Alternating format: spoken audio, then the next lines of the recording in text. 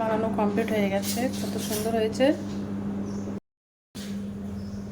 তো দেখো একটা ভেঙে দেখাবো, দেখেছো কত সুন্দর নরম হয়েছে।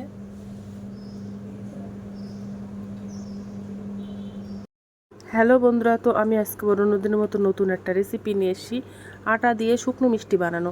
তো আমি এই মিষ্টিটা কিভাবে বানাই তোমরা ভিডিওটা শেষ পর্যন্ত স্কিপ না করে পাশে থেকে দেখার জন্য অনুরোধ রইল। তো চলো আমি রান্নাটা শুরু করি। তো আমার এই মিষ্টিটা বানাতে আমি দেখো 1 বাটি আটা নিয়ে নিয়েছি। এই আটাটা আমি গামলাটিতে দিয়ে দেব।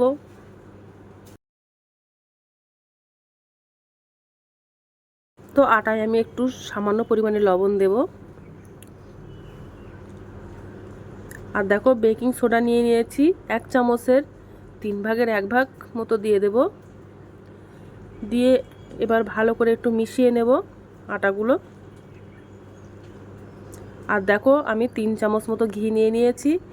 তোমরা চাইলে এটা সাদা তেল দিয়েও বানাতে পারো। তো ঘি দিয়ে আমি ভালো করে ময়মটা দিয়ে দেবো। আর ঘিটা দিলে কিন্তু খেতে ভালো লাগে মিষ্টিটা, তার জন্য ঘিটা দিয়ে দিলাম।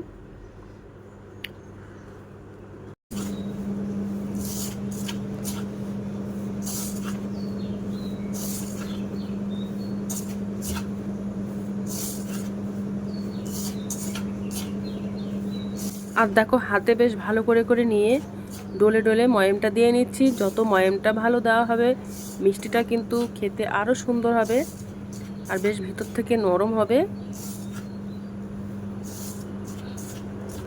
তো দেখেছো ময়মটা দেওয়া হয়ে গেছে, দেখো হাতের মুঠোর মধ্যে এসে যাচ্ছে। এবার আমি আটাটা জল দিয়ে মেখে নেব। তো জল আমি একসঙ্গে অনেকটা দেব না, অল্প অল্প করে জলটা দেব, তা না হলে আটার ডোটা নরম হয়ে যেতে পারে, তার জন্য। তো কম হয়ে গেছে, আর একটু দিয়ে দিলাম জল। দিয়ে ভালো করে একটা ডো বানিয়ে নেব।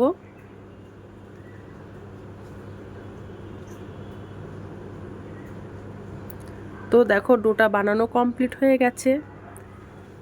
আর দেখেছো একেবারে নাও শক্ত নাও নরম করে নিয়ে নিয়েছি। তো আঙুল দিয়ে দেখো, আঙুল দিয়ে দেখাচ্ছি যে কত সুন্দর হয়ে গেছে। এবার আমি 10 মিনিটের জন্য রেস্টে রেখে দেব। তো দেখো 10 মিনিট হয়ে গেছে, 10 মিনিট পরে আমি আবার চলে এসেছি। এবার আমি মিষ্টিগুলো বানিয়ে নেব। তো প্রথমে দেখো একটা ছোট্ট করে একটা লেচি কেটে নিয়েছি, নিয়ে প্রথমে হাতের মধ্যে ঘুরিয়ে নেব গোল করে। তারপরে হাত দিয়ে এবার একটু চেপে দেবো, চ্যাপটা মতো করে দেব। একেবারে নাও পাতলা একেবারে নাও পুরো, এরকম করেই করে নেব। দেখতে পাচ্ছ? তো এইভাবে আমি আরও বাদবাকি মিষ্টিগুলো সব বানিয়ে নেব।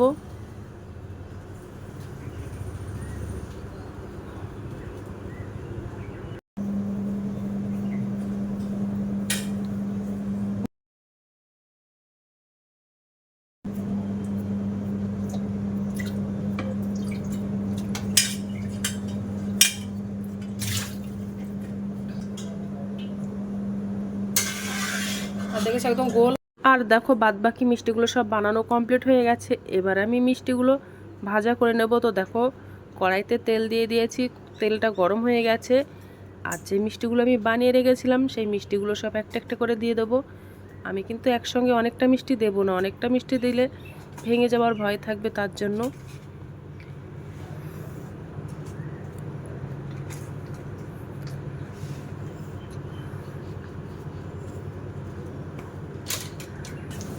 তো দেখো মিষ্টিগুলো দিয়েছি।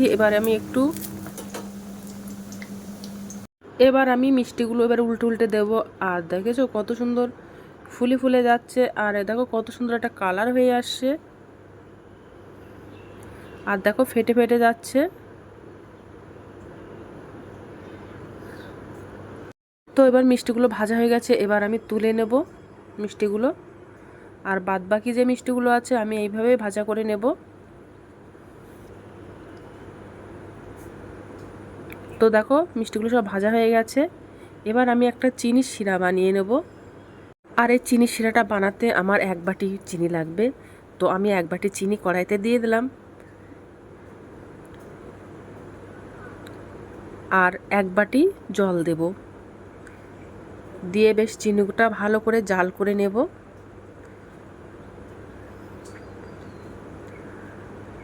আর এই চিনির শিরাটা যেন খুব সুন্দর একটা গন্ধ আসে, তার জন্য আমি 3টে এলাচ দিয়ে দিলাম ফাটিয়ে।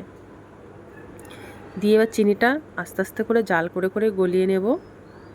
নিয়ে বেশ একটা ঘন একটা শিরা বানিয়ে নেব। তো দেখেছো আস্তে আস্তে চিনিটা গলে যাচ্ছে।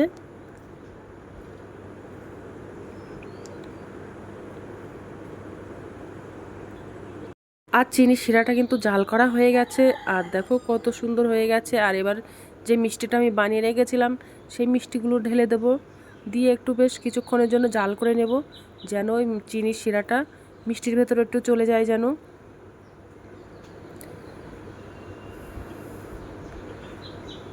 এবার গ্যাসটা অফ করে দেব, দিয়ে কিছুক্ষণের জন্য ঠান্ডা করে নেব। তো দেখো ঠান্ডা হয়ে গেছে, আর এবার এটা প্লেটে তুলে দেব। এবার দেখো চিনিগুলো গায়ে জড়িয়ে গেছে, আর দেখেছো কত সুন্দর হয়ে গেছে। তো আজকের দিনের মতো ভিডিওটা এখানে শেষ করছি। আগামী দিন আবার একটা নতুন ভিডিও নিয়ে চলে আসবো। তো টাটা, বাই বাই, সবাই ভালো থাকবে, সুস্থ থাকবে।